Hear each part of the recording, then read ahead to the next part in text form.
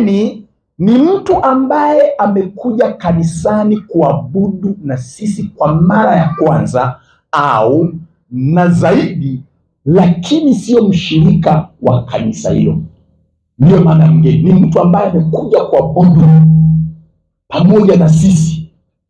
Inaweza kuwa ni kwa mara yake ya kwanza au kwa mara ya pili, lakini sio mshirika wa kanisa hili. Bwana tusaidie sana. Ndio tafsiri ya mgeni. Sasa ukiangalia, kwa hiyo tunaweza tukasema ni heshima kubwa sana kuwa na wageni siku ya ibada. Huo ni heshima kubwa sana. Mtu wa media tungeenda pamoja ingenisaidia sana, kwa sababu nimesha na slide nyingine wewe. Kwa tuendane tu. Kubwa sana kuwa na wageni siku ya ibada. Kwa hiyo ukiona kanisani hatujapata mgeni kwenye ibada, hatujampa Mungu heshima. Tunaelewana wapendwa? Yaani ukiona tumekuja kwenye ibada tukasema tunawakaribisha wageni ambao wamekuja kututembelea na pasiwepo na mgeni yeyote yule miongoni mwetu, tunakuwa hatujampa Mungu heshima, kwa sababu mgeni ni heshima katika nyumba ya Bwana. Ni heshima katika nyumba ya Bwana. Na nitakuonyesha namna ambavyo Mungu anamwangalia mgeni kwa jicho ambalo sio la kawaida. Na utaona namna ambavyo ukifanya kwa nafasi yako kama mwenyeji ukamkaribisha mgeni, utaona kuna baraka ambazo zimeambatana mle. Hili nalo ni lango la wewe kukupeleka viwango vingine. Ni lango la kupeleka viwango vingine. Hakuna kitu ambacho mimi kinaniumiza kama ni Jumapili inaisha hatujapata mgeni kuja kuabudu pamoja na sisi. Najisikia kuumia sana. Ni kama vile wiki nzima sijafanya kazi kabisa. Kwa hiyo tunapomwona mgeni amekuja kanisani, wow, tunafurahi, lakini na mbingu nazo zinafurahi. Na Mungu naye anatuheshimu sana kwa sababu tumefanyika baraka kumleta mgeni katika nyumba ya Bwana. Twende mbinu ya kwanza, kwa sababu ni mbinu za kulikuza kanisa kwa kumhudumia mgeni anapokuwa nyumbani mwa Bwana. Mbinu ya kwanza, fanya bidii ya kuwakaribisha wageni kwa kila ibada. Fanya bidii kuwakaribisha wageni kwa kila ibada. Kwa kila ibada fanya bidii, na usifanye kiuzembe. Hakikisha kwamba unafanya bidii ya kutosha ili uweze kuhakikisha kwamba wageni wanakuja nyumbani mwa Bwana. Kuna kitabu nilikiandika na kiomba hapo, namna kumkaribisha mgeni hapo, na kiomba hapo kitabu. Fanya bidii. Fanya bidii hiki hapo, namna kumkaribisha mgeni. Fanya bidii. Yaani usije ukachukulia kawaida. Usije ukachukulia kitu cha kawaida. Fanya bidii kuwakaribisha wageni kwa kila ibada. Sio mkaribisha wiki nyingine unalala. Hapana. Kuwa na bidii ya kwamba na ukaribisha uwe mgeni wangu siku ya leo, au na ukaribisha kesho twende kwenye ibada tuabudu pamoja na wewe. Ngoja nikuelekeze kidogo tena. Waebrania 13:2, maandiko yako wazi kabisa. Waebrania 13:2, tafsiri ya neno. Waebrania 13:2. Unaona namna ambavyo maandiko yanazungumza namna ya kumkaribisha mgeni nyumbani mwa Bwana. Waebrania 13:2, maandiko yanasema wazi kabisa. Yanasemaje? Hata kwenye slide ipo tu. Yanasemaje? Maandiko yanasemaje? Maandiko yanasema hivi: msisahau kuwakaribisha wageni, kwa kuwa kufanya hivyo msisahau kuwakaribisha wageni, kwa kuwa kwa kufanya hivyo watu wengine waliwakaribisha malaika pasipo kujua. Mshangilie Bwana. Haleluya. Unaona, msisahau kuwakaribisha wageni. Maana yake Waebrania walikuwa wanajisahau kuwakaribisha wageni. Waliacha kabisa hiyo falsafa ya kuwakaribisha wageni. Waliacha kabisa. Na ndio maana maandiko yanawakumbusha kwamba usije ukasahau kumkaribisha mgeni. Usije ukasahau. Angalia, kwa sababu kwa kufanya hivyo wengine waliwakaribisha malaika pasipo kujua. Unaweza ukamkaribisha mtu au mgeni ukadhani ni mgeni tu wa kawaida, kumbe ni malaika amekuja nyumbani mwako. Bwana tusaidie sana. Ni malaika amekuja nyumbani mwako, kumbe kuna ujumbe ambao huyo mgeni akija amekuja nao, ameubeba. Twende mbele tena kidogo, twende. Nenda tena.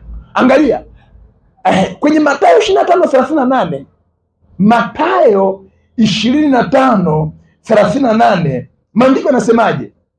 Yanasema acha tu hapo. Maandiko yanasema hivi, angalia, lini tulikuona ukiwa mgeni tukakukaribisha? Ni Yesu anazungumza kwa habari ya siku za mwisho, ya kwamba kuna wengine hawakuwakaribisha wageni. Yesu anasemaje? Wanauliza wale ambao ile siku ya mwisho wanauliza, lini tulikuona ukiwa mgeni tukakukaribisha? Umeona Yesu anasemaje? Usisahau kumkaribisha mgeni. Usije ukasahau mama, usije ukasahau kijana, unamkaribisha mgeni. Ng'ang'ana kumleta mgeni nyumbani mwa Bwana. Na ndiyo maana watu wanajiuliza siku ya mwisho ya kwamba ni lini tulikuona ukiwa mgeni tukakukaribisha, au ukiwa uchi tukakuvika. Bwana Yesu atusaidie sana. Kwa hiyo kutokana na Waebrania 13:2 sali inayofuata, angalia, kuna mambo kadha ambayo unatakiwa ujikumbushe. Jambo la kwanza, jikumbushe kila wiki kumkaribisha mgeni, angalau hata mgeni mmoja. Jikumbushe ya kwamba nawajibika kumkaribisha mgeni nyumbani mwa Bwana. Swala mgeni kutoka kuja kanisani, hilo ni la yeye mwenyewe, lakini wewe umefanya kwa nafasi yako, ya kwamba wewe umemwambia mgeni fulani, umemwambia mtu fulani, umemkaribisha kuja nyumbani mwa Bwana. Wewe umemaliza sehemu yako, kwa sababu anasemaje? Wewe kazi yako ni kuwakaribisha wageni, kwamba na kukaribisha uje nyumbani mwa Bwana, na kukaribisha uje waabudu pamoja na sisi. Ukifanya hivyo kila wiki, ukajiwekea malengo ya kuwa unawakaribisha watu kuja nyumbani mwa Bwana, utaona thawabu yake kwa chini, utakuja kuona. Namba mbili, Mungu anaheshimu sana mtu anayemkaribisha mgeni, anamheshimu sana. Yaani Mungu anamwangalia mtu kwa jicho la tofauti, mtu ambaye anamkaribisha mgeni kuja nyumbani mwa Bwana, anamheshimu sana. Na unajua, ukiheshimiwa na Baba, biashara yako inaheshimika, ndoa yako inapata heshima, watoto wako wanapata heshima, kazini kwako unapata heshima, kwa sababu Bwana akikuheshimisha, wengine wanafuata ile heshima ambayo inakuwa juu yako. Inakuwa ni neema ambayo imekufunika ya heshima. Na ndiyo maana ukiwakaribisha wageni huwezi ukadharaulika. Kazini kwako huwezi ukadharaulika, kwenye familia yako huwezi ukadharaulika, kwenye ndoa yako huwezi ukadharaulika, kwa sababu Bwana atakuwa amekuheshimu. Angalia namba 3, unaweza kumkaribisha malaika bila kujua. Huyu unayemuona kwamba ni mama fulani, ni baba fulani, ni kijana fulani, unaweza ukamkaribisha, kumbe huyu unayemkaribisha ni malaika.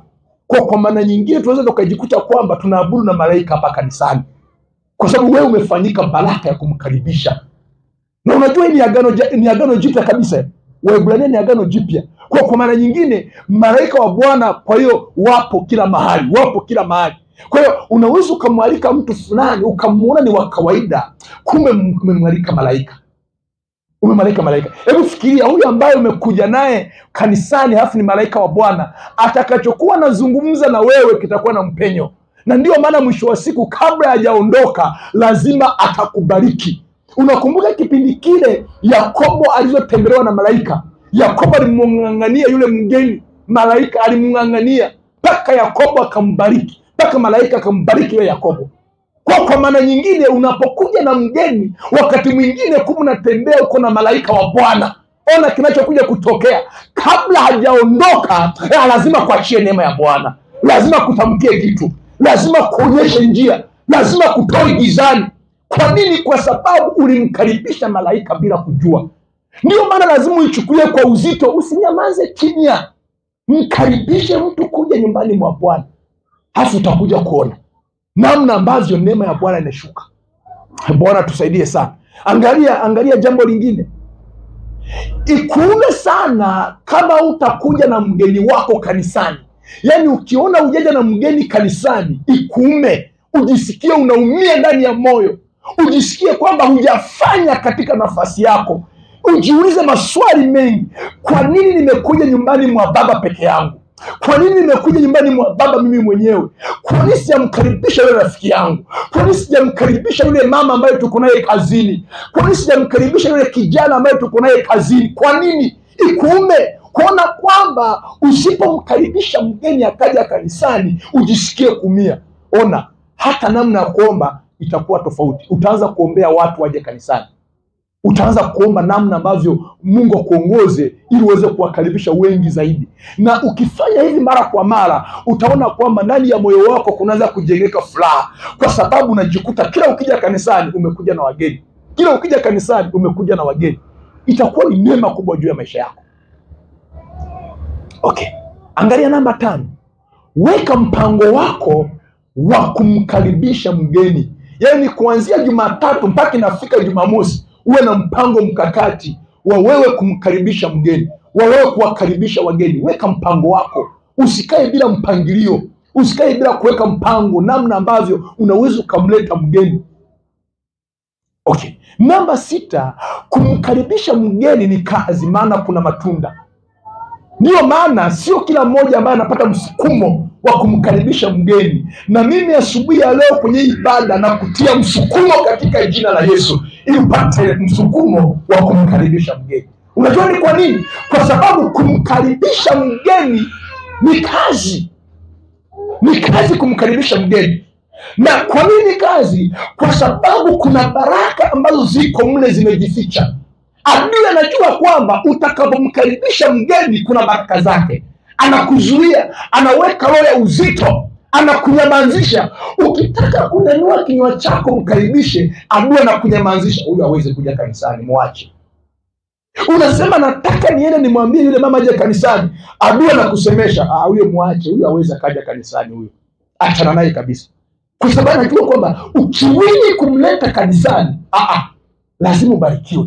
Anajua kabisa. Kwa kinachofanyika, anakuzuia ili usimkaribishe mgeni kanisani. Sema, Bwana Yesu, nipe neema ya kuwakaribisha wageni nyumbani mwako. Nisaidie Bwana, kila aina ya uzito ninaousikia ndani ya moyo wangu, nashindwa kuwakaribisha wageni kuja ndani ya nyumba yako. Naomba huo uzito uondoke leo. Leo na uondoa kwa jina la Yesu. Wewe uzito na kuondoa, toka ndani ya moyo wangu, toka ndani ya maisha yangu, katika jina la Yesu. Amen. Kwa sababu kuna matunda. Kumleta mgeni kanisani kuna matunda. Kuna baraka ziko mle. Okay, tuendelee mbele kidogo tena. Angalia. Mvivu hawezi kumkaribisha mgeni hata siku moja. Yaani kama wewe ni mvivu, huwezi kumkaribisha mgeni hata siku moja. Wale wanaowakaribisha wageni ni wale ambao sio wavivu. Sio wavivu. Na ndio maana mtu ambaye sio mvivu, mtu mwenye bidii, hata leo ninavyozungumza hivi, Roho wa Mungu ameshaanza kumsemesha, ameshaanza kumuona mama fulani, ameshaanza kumuona baba yule, ameshaanza kumuona kijana, yaani ameshaanza kumtarget. Nikitoa kwenye ibada yule anaenda anamwendea, yule tamkaribisha, yule tamkaribisha. Lakini ambaye ni mvivu anawaza vitumbua sasa hivi. Anawaza chai nyumbani sasa hivi. Anawaza nikifika nyumbani sisi napika chakula gani. Huyo ni mvivu. Lakini yule ambaye sio mvivu ameshaanza kuweka mipango kwamba lazima Jumapili nije na mgeni. Ameshaanza kuweka mpangilio. Angalia, mvivu hawezi kumkaribisha mgeni.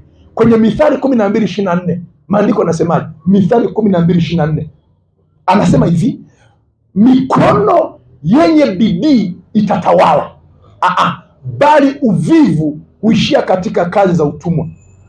Umeona, mvivu anaishia katika kazi yao. Ndio maana wakati mwingine umeingia kwenye utumwa kwa sababu ya uvivu. Kwa sababu ya uvivu. Uvivu unamuingiza mtu anakuwa ni mtumwa. Anakuwa ni mtumwa. Hawezi akatawala, hawezi akamiliki. Ndio maana kuna mambo mengine hujamiliki kwa sababu ya uvivu. Kuna vitu vingine hujavitawala kwa sababu ya uvivu.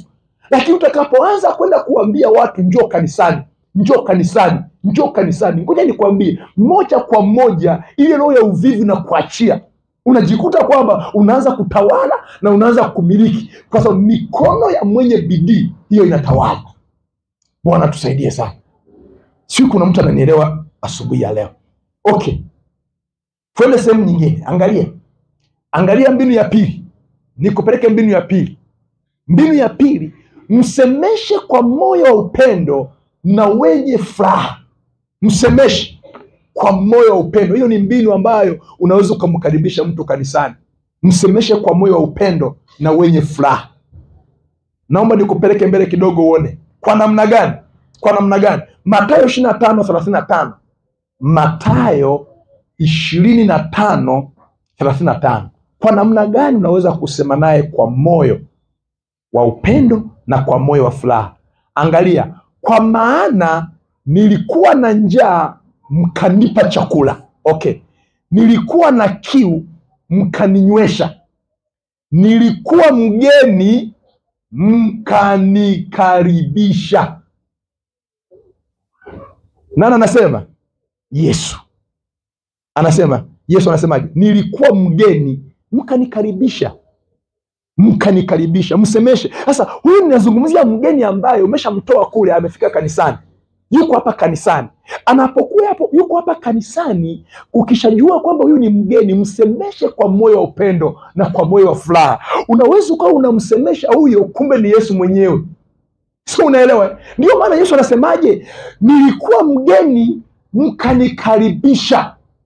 Nilikuwa ni mgeni mkanikaribisha.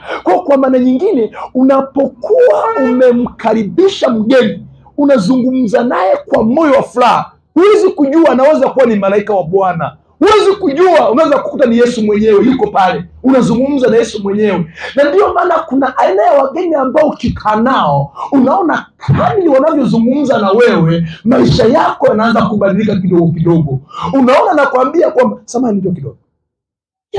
Ona, huyu ni mgeni amekuja kanisani. Hapo ndeni nikamkaribisha, nikasema brother, Bwana sifiwe sana. Aisi nimefurahi kukuona, umependeza, uko vizuri. Yaani kwa kweli, umeona, angalia, kama ni malaika wa Bwana, kama ni Yesu mwenyewe ndio amemvaa huyu, ona, ina maana kwamba mikono yangu imeshikana mikono ya Yesu moja kwa moja.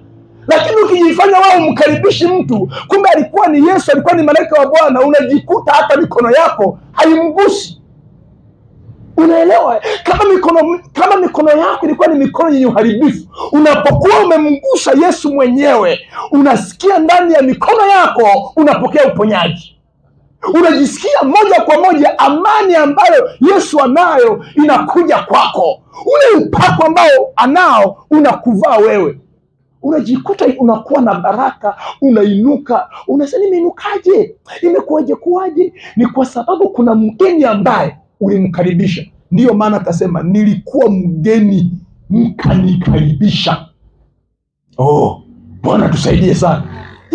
Kwa hiyo unaona, malaika anaweza akamuingia mtu, au Yesu mwenyewe anaweza akamuingia mtu, akaja special kama Yesu mwenyewe. Hajaja akaja kama yeye mwenyewe, lakini amekuja kwa umbo la mwanadamu. Wewe unabaki unashanga. Ndio maana kila mara nakwambia kwamba usiondoke shwa. Ina maana sana. Usiondoke, angaza wageni. Ndio maana hapa mzee wa kanisa anasimama, anasema jamani, kama kuna wageni wameabudu pamoja na sisi, naomba tusimame. Unaona wageni wanasimama, lakini mwenyeji ameinama kama kondoo hivi, hajui kinachoendelea. Ile huwa ina maana kwamba na wewe angalia, ili ibada ikiisha, umesha maki mmoja au wawili, kwamba nikimaliza mchungaji akisema amen tunatawanyika, angalia umeshaenda kumvaga. Sasa mgeni wangu, nimefurahi kukuona. Unaitwa nani kweli? Anakwambia anaitwa fulani. Wow, umetokea wapi? Nimetoka sehemu fulani. I say. Umeona? Unajikuta yule mgeni anaanza kujisikia amani. Unamwambia hebu samani kwanza, unachukua kiti, unamwambia hebu tukae hapa kidogo tuzungumze mawili matatu. Kwa mwingine anajiongeza mbali zaidi. Unaona saa hiyo anasema kama hebu ngani kununulia, unakunywa soda gani? Hebu niambie unakunywa soda gani? Kwa maana nyingine umemnywesha mgeni. Angalia, kwa maana nilikuwa na njaa mkanipa chakula. Nilikuwa na njaa mkanipa chakula. Ona, nilikuwa na kiu mkaninywesha. Huyo mgeni wako wakati mwingine ana kiu ya soda, anakaribia mwaka mzima hajanywa hata Coca-Cola, anaiangalia tu pale tu, anaiangalia pale, anakaribia mwaka mzima hajanywa Pepsi. Ndio sasa unamwambia kwamba nikununulie soda gani mgeni wangu? Ona kinachokuja kulipuka ndani ya moyo wake, anasema Pepsi kwa sababu na mwaka mzima sijainywa. Unaona sasa yule mgeni anajisikia raha, anasema nilikuwa na kiu, mkaninywesha. Kuna mtu ambaye anajua uthamani wa mgeni, hamwachi hivyo hivyo. Hamwachi. Ndio maana nimekuwa nikiwafundisha mara kwa mara, ukiona kuna mgeni amepiga hodi, amekuja nyumbani mwako, asiondoke hujampa chochote kile. Hata kama hajakuomba maji, mtengee maji anywe. Tena mimina kwenye glasi, mwambie mgeni wangu, hebu naomba unywe. Hata yakataa ile maji, atakuona ni wa muhimu sana. Mpe hata maji ya kunywa, mwekee kwenye glasi, iwe ni special kwamba haya maji nimekuletea mgeni wangu, kunywa hata maji haya hapa, maji haya hapa, kunywa. Au una kanafasi basi kamchukulia hata soda, muulize mgeni wangu unakunywa soda gani, atakwambia. Afu ndani ya moyo wake atajisikia raha, atajisikia kuthaminiwa. Ndio sahihi unajikuta kwamba Yesu anasemaje? Nilikuwa na kiu mkaninywesha, nilikuwa na njaa mkanipa chakula, nilikuwa ni mgeni mkanikaribisha. Yesu mwenyewe anafanyaje? Anasema. Kwa hiyo usije ukamwona mgeni amekuja kawaida ukamchukulia kawaida, ukamchukulia awe ni kijana mdogo, awe ni mtu mzima, usimchukulie kawaida. Bwana Yesu atusaidie sana. Amen. Makofi kwa ajili ya mgeni wetu. Amen. Angalia kitu kingine, twende slide inayofuata. Angalia, hakikisha unaongea na mgeni kabla na baada ya ibada. Mgeni akija kabla ya ibada, ongea naye. Kabla ya ibada ongea naye. Mzungumzishe, mwambie. Kwa mfano mimi asubuhi wakati nimeamka asubuhi nafanya maombi hapa, mgeni mmoja alikuja, akawa kwanza kabisa, akaingia yule pale, akaingia. Nimaliza maombi tu nimesema amen, nimemfuata. Alikuwa amekaa pale. Nikamwambia, "Wao mgeni wangu, nimefurahi kukuona leo. Mungu akubariki. Unaitwa nani?" Akaniambia. "Umetokea wapi?" Akaniambia. Na akaanza kuniambia, tukazungumza mawili matatu. Nikamwambia, "Vizuri sana. Unaweza ukachukua kiti. Tuna darasa la viongozi, ukakaa pale ukatusubiri, baada hapo utakuja kuendelea na ibada." Umeona? Hebu niambie, amekuja amekaa pale, yuko mwenyewe. Wewe unamwangalia kama picha na yeye anakuangalia kama picha. Hajui kinacho, anabaki na shangaa tu. Kitu kinaendelea, anabaki na shangaa. Mgeni ongea naye kabla na baada ya ibada. Zungumza naye. Tunaelewa pendwa? Usimwone wa kawaida. Ona kitu kingine, chukua namba yake ya simu kama ana simu. Mwambie, tunaweza tukabadilishana namba yako ya simu tafadhali? Mwambie ndio. Unachukua namba yake ya simu. Ndio sasa unajikuta kwamba baadaye unampigia simu, "Alo mgeni wangu, umefika nyumbani?" Ulishawahi kuona mtu umetembelewa, halafu mgeni akaja akaondoka, hata inafika siku 2 siku 3 hata umjuli hali. Hata mwambie, "Mgeni wangu, ulifika salama?" Haiwezekani. Yaani nimekuja kukutembelea hata uniulize kwamba, "Vipi umefika salama?" Hii si hatari. Umetoka yaani kama vile umetoka polini. Unaona mgeni akitoka jioni unamuuliza, au mchana unamuuliza, "Mgeni wangu, umefika nyumbani salama?" Hata kama nimefika salama, akasema, "Wow." Unaenda kumwambia, "Mimi naitwa fulani, tulikuwa wote kanisani, Mungu akubariki mno." Hebu niambie, amepata simu za watu 3, simu za watu 4, atajisikiaje? Atajisikia raha. Lakini anaondoka hapa kanisani, hakuna yeye msalimia, hakuna yeye ongea naye, kila mtu yuko kivyake. Ni mama fulani na mama fulani, Mama Boke na Mama Juma. Mama Boke na Mama Gift ndio wako naongea tu wako, Mama Boke, siku nyingi nimekumisi. Kuna mgeni yuko pale anawaangalia. Yeye mnafurahia na yeye anatamani umwambie hivyo. Anatamani uzungumze naye. Unajikuta Michael na mwita tu wako, habari za iko hivyo. Achana mwenyeji kwanza, nenda kwa mgeni. Ushawahi kufikiri kwamba umeenda kumtembelea mtu nyumbani kwake, halafu wao wakabaki wanaongea wao, halafu wewe ukabaki mwenyewe? Hebu niambie, utarudi kwenye hiyo nyumba tena? Hawezi ukarudi. Ndio maana kuna baadhi ya wageni wanakuja wanaondoka mazima. Kwa nini? Kwa sababu wewe hujamkaribisha, hujazungumza naye, hujaonyesha Kuna mwingine anaweza akakata mwaka mzima hata mjui mwingine jina lake ni nani. hawamjui kabisa, hana muda naye, anawajua wale tu. Angalia, jambo la 3, mpigie mara kwa mara. Jambo la 4, mfanye awe rafiki yako. Tengeneza urafiki naye. Lakini jambo la 5, panga kumtembelea na yeye kukutembelea. Anzeni kupanga mpango, nataka nije nikutembelee, nataka nije nikuone. Bwana tusaidie sana. Panga kumtembelea. Mimi nakumbuka siku moja nienda kwa kina Wile. Alinielekeza tu nyumbani ni wasemu fulani papa akanipa hiyo maana praise. Nikafika pale. Alikuwa ameshamwambia mama yake, mama mchungaji anakuja. Nilifika pale, tulizungumza na yule mama, nikajisikia raha. Tulizungumza, tukapiga story, tukacheka na yule mama. Unasikia? Yaani ndugu yangu, ilikuwa ni raha kweli kweli. Sasa wewe unakuta hata mtu wendi kumuona, wendi kumtembelea, humjui hali au mpigii simu, nani mgeni amekuja kanisani kwako. Usifanye hivyo. Mwambie mwenzako usifanye hivyo. Mwambie mwenzako ongea na mgeni. Mkondolee kabisa usoni, mwambie ongea na mgeni. Mwambie chukua namba ya simu ya mgeni. Mwambie muandikie message. Mwambie mpigie simu. Mwambie nani kamuone. Sema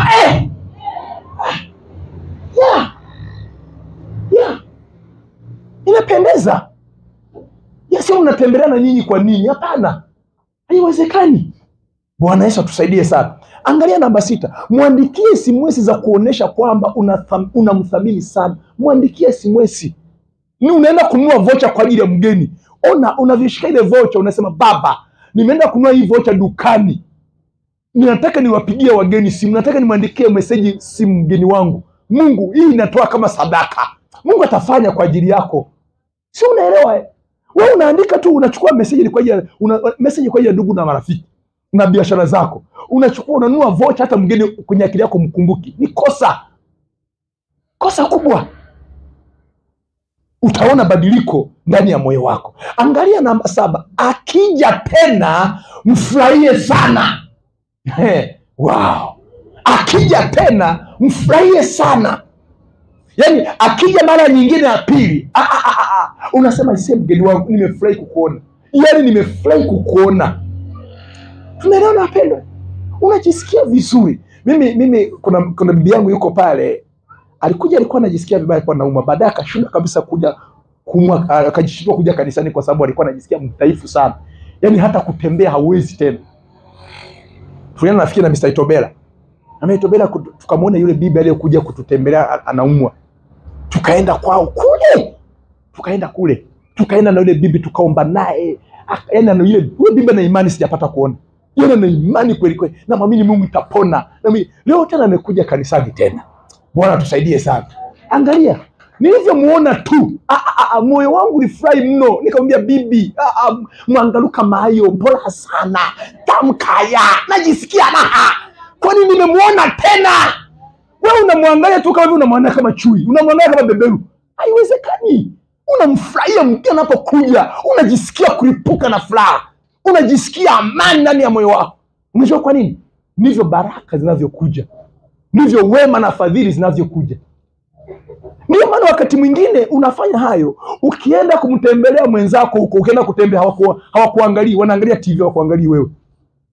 Kwani kwa sababu kuna mbegu ulishaipanda, wewe huangalii wengine. Wanapeka naga, hata kuuliza unakunywa soda gani? Wanakuuliza. Unaangalia kenua meno pale, baada hapo unaondoka. Nikusindikize, bora. Mwenendo akasema bora aende. Unaanza kumsindikiza. Unamfikiria, nina kazi fulani nakafanya, Mungu akubariki sana. Unaondoka. Unaanza kuomba ndani ya moyo wako, jamani, yaani watu wengine si wakarimu kweli. Yaani hata hawakarimu kweli. Unakuwa kale kafriji, niona kuna soda kabisa. Niliona kuna ndizi, kulikuwa na matunda, lakini hakunipa kabisa. Angalia na wewe, Mariko anasemaje, kipimo unachompimia mwenzako, si ndio hivyo? Na wewe utapimiwa, halafu wao kuna kanyongeza. Kuna kanyongeza. Sawa, kipimo unachompimia mwenzako utapimiwa. Kwa cha kwanza unapimiwa hicho. Hakipungui hicho. Baadaye kinasemaje? Kinasukwa. Yaani kinaongea. Kwa kama wewe ulimpimia kidogo vibaya, Yaani ubaya unakuja yaani unaongezeka. Unategemea kwamba utapewa soda ngo. Unategemea utapikiwa kuku ngo. Unaona kuku anazogazaga pale. Kokoliko siku ya kwanza, siku ya pili ngo. Kwa sababu gani? Hujawahi kumfanyia mwenzako. Hujawahi kumtendea mwenzako. Bwana Yesu atusaidie sana. Kwa unaweza kuona kwa namna hiyo kwamba akija tena mfurahie sana. Usimuone ni wa kawaida. Unaelewa wapendwa? Sio kama ni wa kawaida. Unajua kuna mgeni anakuja nyumbani mwako mpaka wewe mwenyewe unajisikia raha. Lakini kuna mgeni mwingine anakuja nyumbani kwako kama anakupotezea muda. Ukisikia hiyo ujue kuna kipimo fulani kinatengenezwa. Unajilazimisha lakini ngo. Unalazimisha lakini mambo yaende. Bwana Yesu atusaidie sana. Angalia, umeipata? Twende namba 8. Naam? Okay. Okay, fine. Bwana Yesu atusaidie sana. Namba 8, muulize kama anahitaji huduma ya kichungaji au ana mahitaji yoyote yale. Muulize, unataka kuonana? Kuna wengine ni waoga, wanaogopa. Wazee wakaza wanatangaza hapa, baada ya ibada utamwona mchungaji ofisini kwake. Hata ofisi yake akiangalia pale hayoni. Sasa ofisini kwake wapi? Umeona? Wewe ndio unamuelekeza bwana ofisi ya mchungaji. Unamchukua, unasema twende ofisi ya mchungaji hapa. Mchungaji mgeni wetu huyu hapa. Umeona?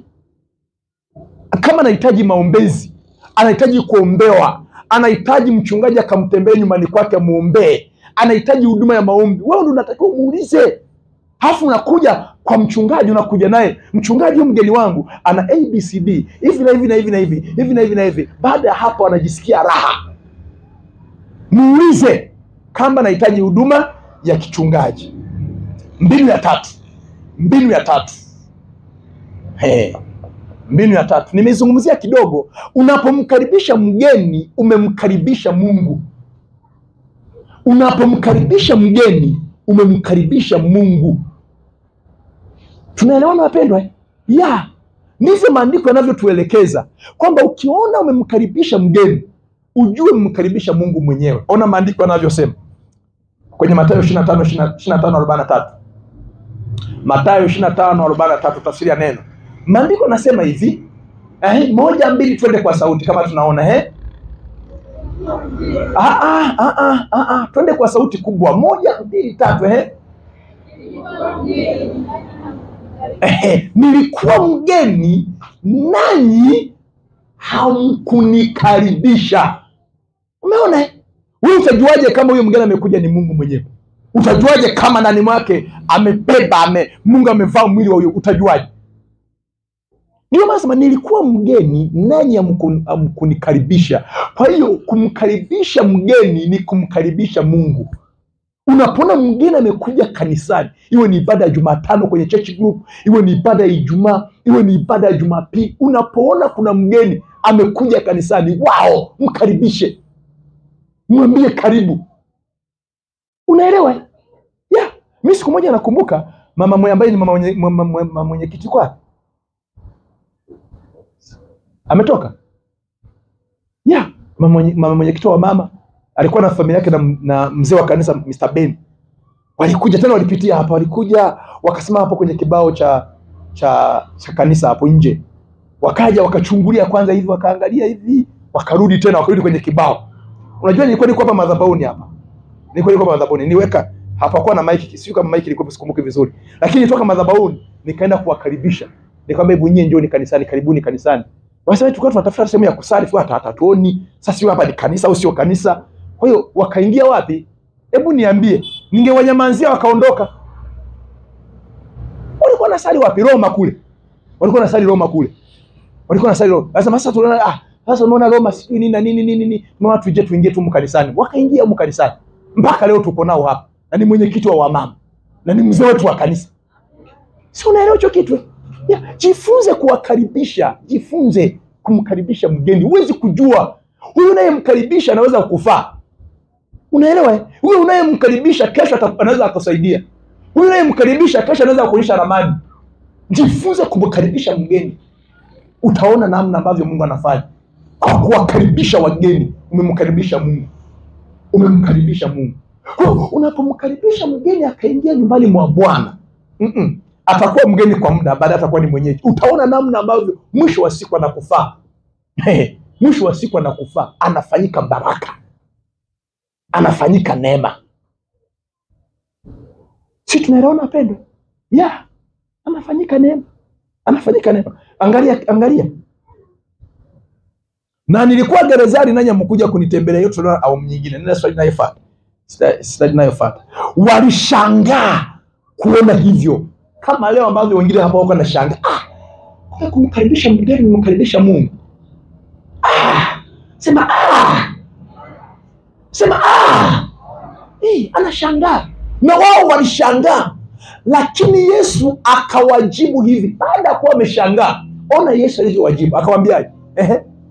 Naye atawajibu, amini nawaambia, kwa jinsi ambavyo hamkumtendea mmoja wapo wa hawa ndugu zangu walio wadogo, hamkunitendea mimi.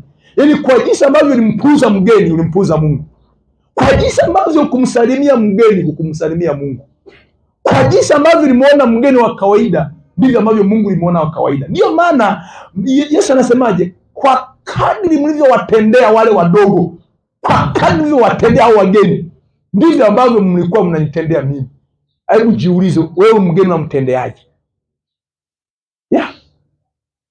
Mgeni unamtendeaje? Angalia, mbinu ya nne.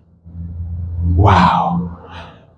Kumkaribisha mgeni ni lazima ili kuepuka adhabu ya milele. Unapomkaribisha mgeni, unaepuka adhabu ya milele. Kwa ukishindwa kumkaribisha mgeni, kuna adhabu unaweza kupata. Ukishindwa kumkaribisha. Kwa kumkaribisha mgeni ni kuepuka adhabu ya milele. Mwingine anashangaa, anasema jina kaaje mchungaji? Imekaaje? Ona, nenda kidogo tuone. Angalia kwenye fungu la 45, Mathayo 25:45. Mathayo 25:45. Maandiko yanasemaje? Mmoja wapo wa hawa wa ndugu zangu wale wadogo hamkunitendea mimi. Imeshuka sasa hapa. Ndipo hawa watakapoingia kwenye adhabu ya nini? Kwenye adhabu ya milele. Ndipo hawa watakapoingia kwenye adhabu ya milele. Watu gani? Wasiowakaribisha wageni, wasiowalisha wageni, wasiowapa maji ya kunywa wageni. Unaelewa wapendwa? Ndipo hawa watakapoingia kwenye adhabu ya milele. Kwa hiyo unapomkaribisha mgeni, unaepuka ile adhabu ya milele. Unaepuka.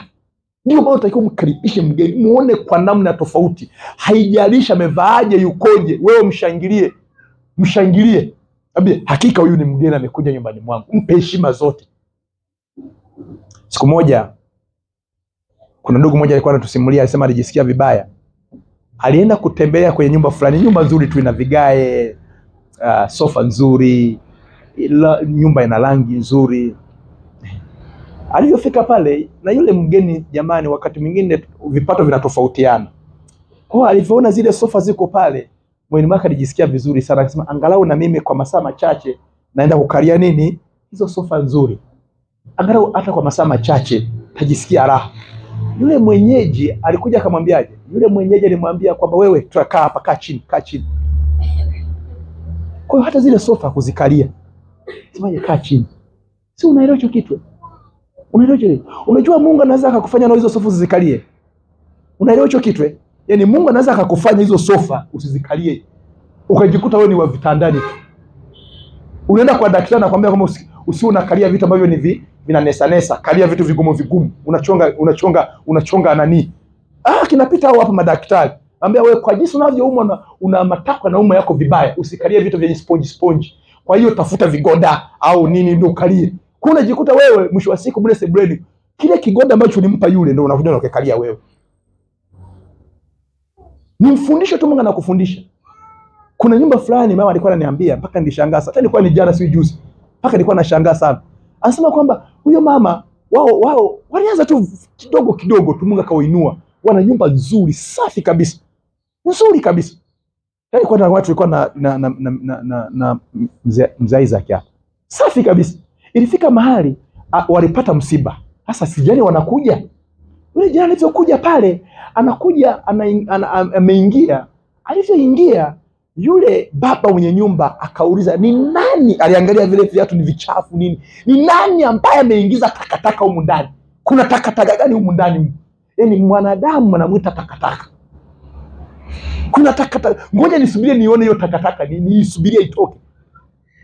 Si unaelewa? Yeah. Halafu baada hapo ametoka pale, anamuita yule msichana wake wa kazi, fulani njoo, toa deki, nuksi, deki, uchafu, deki. Na yeye yule mtu yuko anaangalia. Si unaelewa? Jamani, hata kama mtu ameingia na miguu michafu, jifunze kunyamanza. Jifunze kunyamanza. Mwacha aondoke, huwezi kujua, huwezi